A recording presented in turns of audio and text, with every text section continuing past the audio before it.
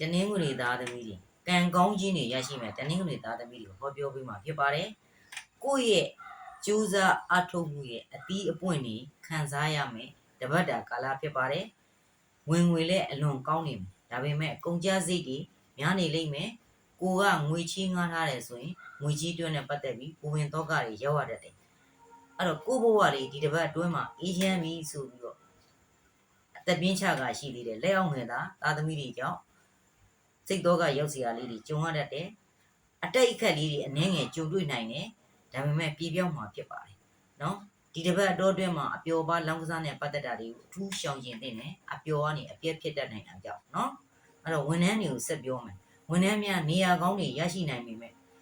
နေရာကောင်းတွေရရှိမလားလို့မျှော်လင့်ချက်လေးတွေရှိနေတာ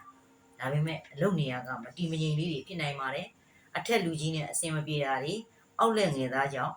အတိုက်ခိုက်လေးတွေကြုံတွေ့နိုင်ပါတယ်ဒါကြောင့်မလို့ဒီဘက်တော့အတွင်းမှာစကားပြောဆင်ခြင်တဲ့တနင်္ဂနွေသားသမီးတွေပါအိမ်တော်ကြီးမှာလည်းနားလည်ခွင့်လွှတ်မှုတွေနဲ့အဆင်ပြေနေလိမ့်မယ်ဒါပေမဲ့အိမ်တွင်းနဲ့ပတ်သက်လာရင်ဥညံဆူညံလေးတွေတော့ဖြစ်တတ်တယ်အချစ်သူနဲ့အပေးယူတဲ့နေတာမျိုးနော်အပေးယူတဲ့နေတဲ့ချစ်သူရဲ့အရေးပေးခြင်းကိုခံရမယ်တပတ်တာဖြစ်ပါတယ်အဲ့တော့ပညာရေးလည်းကံကောင်းနေတာပေါ့အနောက်တိုင်းပညာတွေသင်ယူတာတွေတက်ရောက်အောင်မြင်မဲ့ကာလဖြစ်ပါတယ်အဲ့တော့ဒီတစ်ပတ်အတွင်းမှာတနင်္ဂနွေသားသမီးတွေကိုယ့်ရဲ့အလုပ်တိုင်ကြံစီကိစ္စတွေအောင်မြင်ဖို့ဆိုရင်ဟာလာအသက်ကြီးတဲ့လူလိမ်မော်ကြီးဒဗလင်းကတ်လူပေးခြင်းအပြင်ကိုယ့်ရဲ့ဒီတနင်္ဂနွေသားသမီးတွေရဲ့အလုပ်တိုင်ကြံစီကိစ္စတွေအောင်မြင်မှာဖြစ်ပါတယ်